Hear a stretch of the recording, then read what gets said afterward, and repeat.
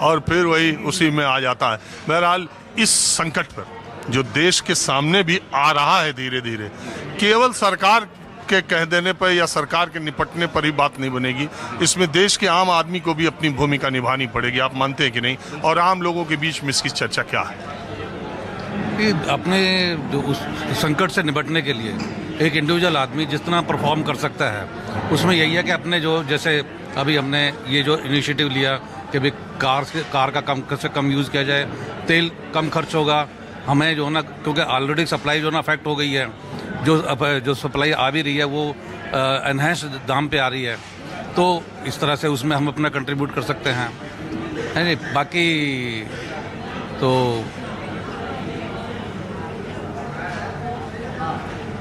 Individual level पे जो हम अपने कम जिस तरह से भी हेल्प कर सकते हैं बस हम करेंगे। अच्छा, ये जो बाकी हालात हैं, पॉलिटिकल चर्चा भी इसको लेकर के हो रही है।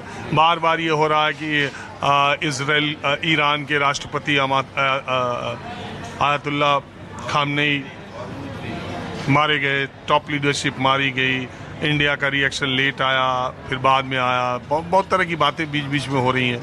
बहुत लोग ये कह रहे हैं कि नहीं, अब हम अपना स्टैंड बदल रहे हैं पुराने से ज़्यादा, इसलिए हम अभी मौके की नज़ाकत को भाप करके बहुत फूंक के इस वक्त कदम रखना है, क्योंकि दुनिया के तमाम मुल्क भी वैसे ही कर रहे हैं। तो हमें जो है ना एक अपना स्टैंड तो लेना पड़ेगा, क्योंकि अभी इतने दिन के बाद में हमने एक जो स्टैंड लिया था वो पहले भी लिया जा सकता था। कि हमारे पास में थिंक टैंक है, वो पहले सोच करके हमें अपने पोजीशन, क्योंकि भारत जो है ना वो एक लीडर रहा है, शुरू से एक लीडर रहा है। वो नॉन अलाइंड मूवमेंट के टाइम से भी वर्ल्ड की समस्याओं में जो है ना अपना पार्ट प्ले करता रहा है। तो हिंदुस्तान के पास में समय है, हिंदुस्तान के पास में मौका भी है अपनी अथॉरिटी, अपनी अहमियत को असर्ट करने का। तो यहाँ पर हमारी भूमिका थोड़ी सी अभी उस रूप में नहीं आ पा रही है जितना आने चाहिए थी। हम एक बड़े मुल्क हैं, हम वर्ल्ड की एक बड़ी डेमोक्रेसी हैं। कुछ लोग कहते हैं कि जिसका आपने कहा नॉन अलाइनमेंट मूवमेंट, गुट निरपेक्ष आंदोलन जिसका नेहरू जी ने रखा, बहुत ज़्यादा मुझे विदेश नीति या विदेश मामले का मैं बहुत जानकार नहीं हूँ, लेकिन मोटे तौर पर लोग ये कहते हैं कि जब भारत आज़ाद हुआ जिन दिनों, उसके द्वितीय विश्व युद्ध ख़त्म ही हुआ था, पूरी दुनिया दो तरफ बटी हुई थी, उसमें नाम की बात करना, गुट निरपेक्ष बात करना, नेहरू जी ने एक नई बात रखी जिसका दोनों तरफ झुकाव वाले लोगों ने विरोध न करके वेलकम स्टेप की तरफ लिया कि हाँ, दुनिया के तमाम मुल्क ये सोचते थे कि हाँ यार, इधर या उधर के बजाय किधर भी नहीं। लेकिन अब आज 80 सालों के बाद अब वैसा न दुनिया का स्ट्रक्चर है न वर्ल्ड ऑर्डर है। अब तो आपको डिसाइड करना पड़ता है, और ये वर्ल्ड ऑर्डर धीरे धीरे अमेरिका की तरफ ही टिल्टेड दिखाई दे रहा है। इसलिए आपको अमेरिका के साथ ही अपने रिश्तों को देख लीजिए। ईरान के बगल में जितने मुस्लिम कंट्री हैं, ऑयल उत्पादन करने वाले राष्ट्र हैं, किसी की चूं तक नहीं निकली ईरान पर, लेकिन उल्टे उनके बेसिस का इस्तेमाल भी कर रहे हैं और ईरान कर रहा है। तो अब ये कहा जा रहा है कि विश्व की व्यवस्था बदल रही है, उसमें भारत भी अपनी कुछ व्यवस्था को बदलने में लगा। इसमें अभी जैसे राजीव जी आपने भी कहा कि जब हम नेहरू जी ने वो नॉन अलाइंड मूवमेंट जो स्टार्ट किया था, he was one of the founder, तो जब उन्होंने स्टार्ट किया तो उस वक्त भी दुनिया दो धुरी में बटा हुआ था। उस दो धुरी में बटे होने के बावजूद भी, बिकॉज क्योंकि वो विजनरी थे, तो उन्होंने एक स्टैंड लिया, और उस स्टैंड से उन्होंने दुनिया को जो ना अपने स्टैंड की तरफ मिला लिया, ना कि वो दुनिया के स्टैंड में मिले। तो वैसा ही मौका अभी भी हमारे पास है। जो स्टैंड आप नेहरू जी की तारीफ कर रहे हैं और देखते ही हैं नेहरू जी, बहरहाल एक आदमी तो दुनिया में है, देश में, पंडित नेहरू, जो मैं सोचता हूँ, मैं तो पैदा भी नहीं हुआ था उनके निधन के पहले, तो मैं सोचता हूँ कि इतनी ज़्यादा चर्चा वो शायद अपने जीवन काल में उनकी नहीं होती होगी जितना उनके 62 साल बाद जाने की हो रही है। कोई भी बात आती है नेहरू जी की चर्चा, या तो नेगेटिविटी में, या तो ये कि नेहरू की ही गलती है। अभी तो कुछ लोग ऐसे हैं जो ये कह सकते हैं कि ये जो युद्ध ईरान इजराइल और अमेरिका का हो रहा है, इसमें भी नेहरू का कुछ गलती किया हुआ है। अब कुछ लोग हैं जो कहते हैं कि बात नेहरू जी होते, नेहरू जी ने जो करा वो तो हमारा देश में कोई करने वाला नहीं। ये बात मैंने उस परिप्रेक्ष्य में की कि जैसे उनका विजन था, उन्होंने अपना एक ऐसा व्यू पॉइंट जो है ना दुनिया के सामने रखा कि दुनिया उसकी तरफ अट्रैक्ट हो गई, ना कि वो अट्रैक्ट हो गए। वैसे ही मोदी जी में भी वो क्षमता है, मोदी जी में भी वो क्षमता है, वो मोदी जी भी ऐसा कर सकते हैं और हो सकता है ऐसा करेंगे भी। तो हमें उम्मीद है कि विश्व पटल पे जो है ना हम अपनी एक अलग और निष्पक्ष और स्वतंत्र भूमिका जो है निभाएंगे। हाँ, अभी तो विश्व गुरु की बात हो रही थी, लेकिन मैंने 2 दिन पहले सुना विश्व मित्र एक नया शब्द आया है कि हम तो विश्व मित्र हैं।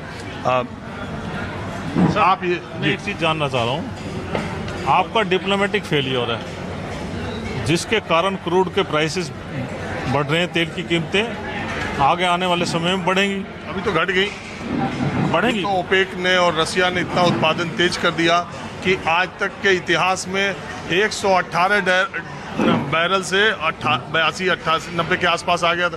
30% कभी 32% एक दिन में कभी तेल क्रूड के दाम गिरे ही नहीं। ये भी है, आगे आने वाले समय में बढ़ना तय है 100%। अगर ये युद्ध 10 दिन और चल गया, ये 10 दिन चला है, 10 दिन और चल गया तो इसका पूरा इम्पैक्ट हमारे आपके जीवन पर पड़ जाएगा। सिर्फ इस पे नहीं है, मैं कह रहा हूँ कि डिप्लोमेटिक फेलियर पे तो आपकी सभी चीज़ों में फ़र्क पड़ रहा है। आज की डेट में आपके नेबर कंट्रीज जितने हैं, आप बताइए किसके साथ आपके अच्छे रिलेशनशिप? मुझे तो नहीं लगता। नेपाल के साथ आपके अच्छे हैं, श्रीलंका के साथ अच्छे हैं, या आपके जो है म्यांमार के साथ अच्छे हैं, या ऊपर चले जाओ रसिया के साथ। अभी हम बांग्लादेश को अभी फैसला हुआ, बांग्लादेश को पाइपलाइन से हम अभी पेट्रोल भेज रहे हैं। देखिए, हर कंट्री अपने बेनिफिट के लिए सोचती है, डिप्लोमेसी में दोस्ती नहीं होती है। हर इवन जब ओबामा से भी पूछा था मोदी माई फ्रेंड करके जो है, तो ओबामा ने भी ये जवाब दिया कि देखो, मनमोहन सिंह की बात कुछ अलग थी, लेकिन जब 2 कंट्री आपस में बात करती हैं तो वो अपने फ़ायदे के लिए बात करती हैं। जहाँ मदद भी होती है तो वहाँ भी इंटरेस्ट होता है, ब्याज होता है। लेकिन मेरा मानना ये है कि जो डिप्लोमेटिक फेलियर आज की डेट में हो रहे हैं, उसकी वजह से हमें बहुत चीज़ों पे हमारे उस पर असर हो रहा है। अभी एक रोड पे है, जैसे रशियन शिप्स वहाँ से गुजर रहे हैं आपकी स्टेट ऑफ हार्मोज से, हैं? आपको परमिशन लेनी पड़ी अमेरिका में। क्या जरूरत थी भाई परमिशन लेने का? आपका जो है, आपका तो अभी डील भी फाइनल नहीं हुई है, फिर परमिशन क्या बात हुई है? क्या कुछ हिडन चीज़ें हैं? एक फैक्ट मैं बता दूं, रशिया से तेल लेने के मामले में बहुत सारी बातें ऐसी कही जाती हैं। ऐसा नहीं था कि रशिया से हम इसके पहले बहुत तेल लेते थे, लेकिन मैं पूरी बात बता दूं, रशिया से हम बहुत तेल इसके पहले बहुत ज़्यादा नहीं लेते थे। 2022 से हमने रशिया से तेल लेना खूब शुरू किया। 24-25 तक जाते जाते वो हाईएस्ट हो गया। वो इसलिए कि रशिया यूक्रेन का जो आपने बात कही, रशिया यूक्रेन युद्ध के समय रशिया ने हमको कंसेशनल रेट पे देना शुरू किया। हमारे राष्ट्रीय हित में था, हमको कम पैसे पे मिल रहा था, तो हमने उनसे लेना शुरू किया। लेते यह हालत आ गई कि 2025 जून में 6 लाख बैरल, यानी 37% हम रशिया से अकेले तेल ले रहे थे।